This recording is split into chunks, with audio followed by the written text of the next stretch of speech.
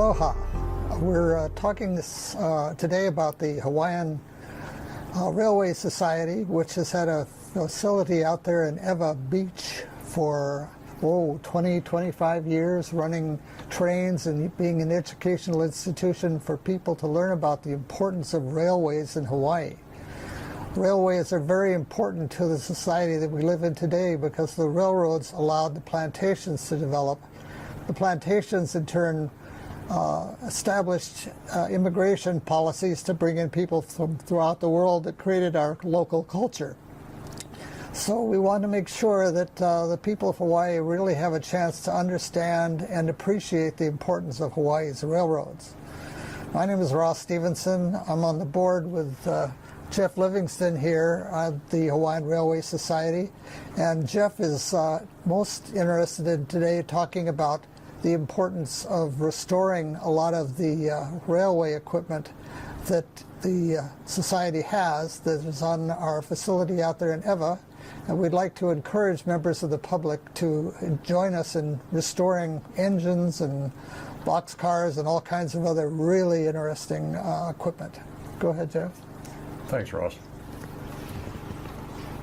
The restoration of the equipment at HRS began with its inception with the flagship of the Society, Hawaiian Agriculture number 6. Over the years, we have restored a number of pieces of equipment. Now, there are two levels of restoration. One is a cosmetic restoration, where we have no intention to have that piece of equipment actually operate again, but we want it to look as close as possible to its operating condition. The other level of restoration is operational, in which we restore that piece of equipment so that we are actually going to use it on the railroad. Now, the Society's mission and vision is not only the restoration, but also the operation of this historic equipment. And in that regard, that's why we run the trains we run. We have the passenger cars, we run charter rides, we run scheduled rides Wednesdays, Saturdays, and Sundays. But the heart of everything is keeping that equipment running and adding to it. Because we are the Hawaiian Railway Society, we concentrate primarily on equipment that either was built in Hawaii or was used in Hawaii. In spite of all of the past restorations, we have 2 restorations in progress right now. And they're both significant, but for different reasons. The restoration of second class or commuter coach number 57 began around 2010. I can't remember the exact date. But this car had a long history. It was built in 1921 in the Oahu Railway and Land Company, OR&L shops in Honolulu. After its service life was completed, when the OR&L abandoned in 1947, it was sold to the Army Air Force for use at Hickam. The Air Force got rid of their trains, and somehow or other that car made it out to the Navy at Naval Magazine ʻŌlelo. From there it went to a private railroad in California. And around 1976 it returned to Hawaii and fell under the custody of the Hawaiian Railway Society. It was used at ʻŌlelo, and it was moved to our facility there at Ewa, where it really wasn't used, and it slowly, no matter what we did to it, deteriorated.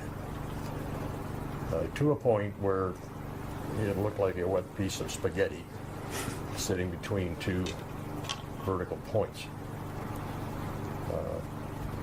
A decision was made to restore the car. Now, this was a major restoration. First, it had to be disassembled, and it was disassembled piece by piece by essentially one man, John D'Esso. He took all those pieces and parts, superstructure right on down to the frame apart, drew and measured every single piece he took off, recorded everything. And when it was down to just the truck sitting on the tracks, the whole assembly was moved inside our maintenance shed Beginning with the trucks, they were completely rebuilt. The frame was remanufactured. It had to have two new side sills, but the center sills, intermediate sills, are original to the car. Once that frame was complete, bracing, flooring, truss rods, all that assembly had to be rebuilt. And unfortunately, John suffered a fall and was unable to continue work on the car. After a period of no progress, another young guy came along, Brian Namba, and he got involved with rebuilding the car and has done an outstanding job. So the superstructure is essentially put back together again, and the car was taken out one time so far for a test run prior to the siding and roof being put on, and it was extremely successful. It rode like a dream. Our hope is that it will run along with the Parlor Observation Car 64, Dillingham's personal car that was built here in Honolulu in 1900, who was also restored by HRS. But 57, Brian had to move on for a bit, so a third person is involved now, Kevin Yamamoto, who's also our Director of Restoration. He has single-handedly put the siding on. He's worked on the seats, had to rebuild the seat bottoms, the seat backs, and start doing all of the detail work. Now, this is a very large passenger car, and one guy to work on it doesn't get a whole lot done. Progress is always being made, but it's slow. So, as the society, and in trying to keep this equipment being restored, as well as maintaining our existing equipment, we solicit volunteers at any level. There are some things that require certain skill levels. There are other things that don't. I don't expect somebody to come out and I'm going to tell them, okay, go overhaul that engine. We have lots of things for people to do that fit their skill set, and if they're interested, they can learn anything we know. We'll be happy to show, teach, whatever it takes. We do have some restrictions. Volunteers have to be 16 years of age, unless they're accompanied by a parent or guardian. Between 16 and 18, they can be unaccompanied, but with permission. After 18, they're ours. We'll take it. But we would deeply appreciate any assistance the public would care to offer, even if it's for a couple of hours. We can use people with woodworking skills, painting skills, mechanical skills, gardening skills. We can find a place for you. The only thing we ask is that you give us a heads up so we know you're coming. That way we can prepare something and not just hand you a weed whacker. Because if you want to come out and work on a train, you want to come out and work on a train. We'll make that happen. What kind of skill sets do you think of specifically might be needed? Mechanical engineering, hydraulics, welding, glazing? Any of those would be useful. Now, mechanical engineering, probably, but it's more the hands-on skilled trades that are most useful in a restoration project and in doing maintenance. Welding is always a plus. Sheet metal work.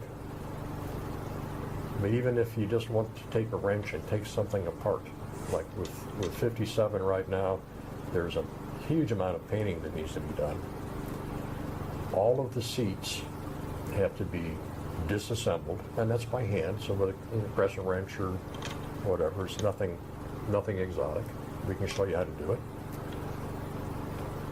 But they all have to be disassembled, and every piece has to be sandblasted. Then it has to be primed, and it has to be painted. and then reassembled. Kevin has made new seat backs and new seat bottoms are being made. And these seats are original to the car and will be reinstalled in Coach 57. Unfortunately, we don't have a full set of them, but we have sufficient to make the car viable. The 57 has been under reconstruction and restoration for an extended period of time, simply because it's difficult. And we only have one person at a time working on it, it seems, at most two. But the goal is to have it back in service early in next year, 2025. The other project, restoration project, that we're working on, now, I did say that we operate stuff that was either built in Hawaii or was used in Hawaii. This is the exception. There's a French boxcar. It's referred to as a 40 and 8 because it held 40 men, 40 soldiers, or 8 horses. And they were used extensively in the First World War and very familiar to any doughboy who served in France during that time. They were also used in the Second World War and very familiar to the GIs. So how did this boxcar, built in France sometime between 1893 and 1895, wind up in Hawaii? I'm glad you asked. In 1947, there was a columnist, Drew Pearson, who worked for the Washington Post. Well-known man. Who had an idea. He wanted to express a person-to-person consideration to the citizens of France from the people of America. And his idea was to put together a train with maybe 80 boxcars, maybe about a mile of boxcars. And in these boxcars would be food, clothing, medicines, gifts for the people of France, from the people of the United States. No government involvement. This had nothing to do with the Marshall Plan. It had nothing to do with any government agency whatsoever. This was a person-to-person gesture. Well, his idea took off, and his goal of a train of 80 boxcars became a number of trains totaling 700 boxcars filled with goods for the people of France. Some also went to Italy and Belgium, and I think a few actually made it into Germany. Hawaii, although not a state, territory of Hawaii. The citizens in Hawaii also wanted to contribute and do something for the people of France. So what does Hawaii have in abundance? Sugar. So how do you get sugar from Hawaii to France? Local folks, in 1 week's time, that's all the time they had, gathered enough change, enough donations, and a lot of this was done by young children. They were donating their lunch money, they were donating, their allowances. Sort of like the March of Dimes. Exactly. Although, unless you're our age, you probably don't remember the March of Dimes. But they would fill these little containers with cash. And in 1 week's time, they raised enough money to buy just short of 2 boxcar loads of sugar. And it was purchased from Hawaii Commercial and Sugar in California. And that bag sugar was loaded into 2 boxcars. Hawaii Commercial and Sugar made up the difference for the second car to be topped off. And on the sides of the car were emblazoned, it was sugar from Hawaii for France. The train went to New York, was all the contents were offloaded, put on ships, and the American Friendship Train is what it was called. There were many segments of it, and it went on the American Friend ship. It arrived in France and was distributed by trucks throughout the country. In 1948, a French veteran railroad employee thought it'd be a good idea to reciprocate. And like Drew Pearson's idea caught on, so did his, André Picard. They collected one 40 and 8 boxcar because they were so familiar to Americans who served overseas. One for each state. They were refurbished, decorated, and filled with gifts from the French population. Now, these gifts, after the war, they were hard-pressed. So you had books, antiques, manuscripts, artwork, children's toys, wedding dresses, pottery, silverware. The people actually gave of themselves to fill these boxcars. But there was a 49th boxcar. And the 49th boxcar was shared between Hawaii and Washington, D.C. Because at that time there were only 48 states. There were 48 states. The cars were delivered to the states. They arrived in February 1949 in New York. The car that we currently have went to Washington, D.C. first. One half of the gifts in the car were kept in Washington, and one half were sent to Hawaii, where they were displayed at a number of stores. And here's a sad point. Many states have a catalog of the gifts they received. They have gifts on display. They have gifts in museums. They are recognized for what they are. Unfortunately, Hawaii's gifts are gone. We have researched extensively and have been unable to locate any of the original gifts that arrived in that car. We have pictures of them.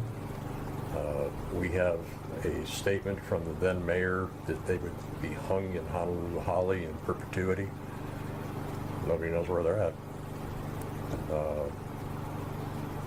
We would love to find even one of those original gifts.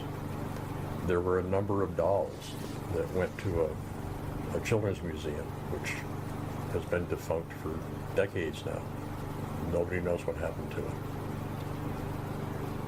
Now, some gifts were given. There was one bracelet given to a girl who scored first place in a French competition. There were gifts given to the first boy and baby girl,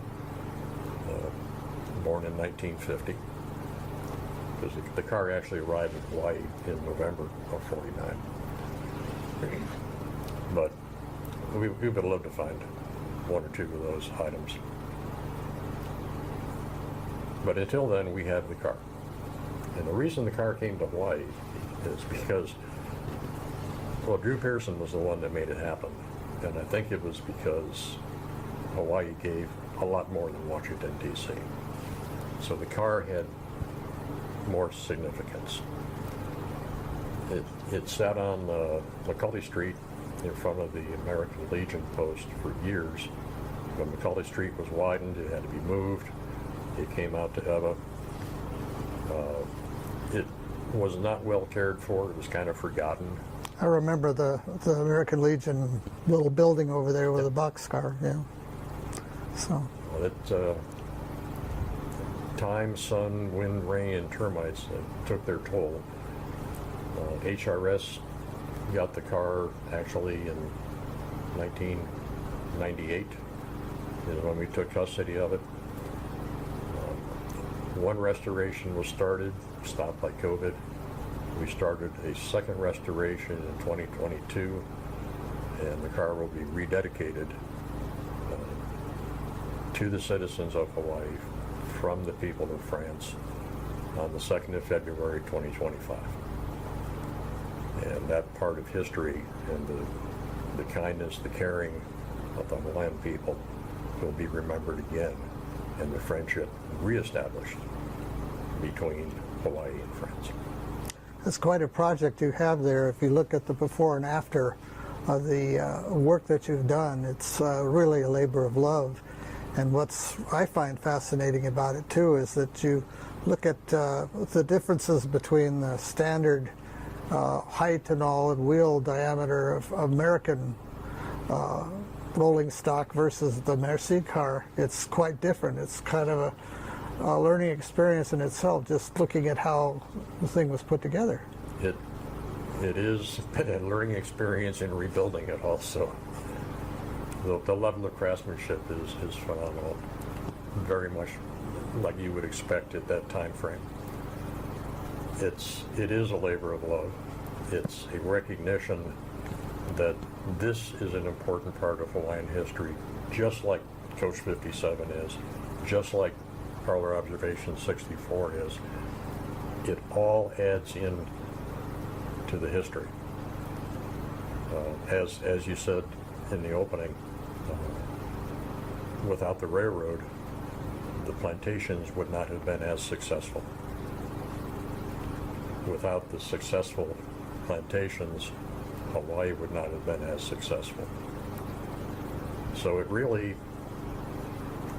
starts with the railroad, transportation. And it was an important part of the development of Hawaii. I don't think most people realize that before the railroads, the main way of getting around the islands on land that is within an island was actually by using small boats. I mean, even the smallest little communities like Aiea or Halava would have their own little docks out there because travel over land was so difficult. The railroads just revolutionized transportation in Hawaii, and then Hawaiians railroads were unique because of their gauge. Their 3-foot gauge compared to the standard gauge on the mainland too. We were just somewhat similar to the Big Four building railroads in California, but we built them to service our needs, and that they were so much more unique in their own way. And it was also built to an extremely high standard. Mm-hmm. The ORNL, which ran from Honolulu all the way around Kaena Point to Kahuku, and then had a branch from Waipahu up to Wahiwa at Schofield Barracks, it was known as the Pensy of the Pacific.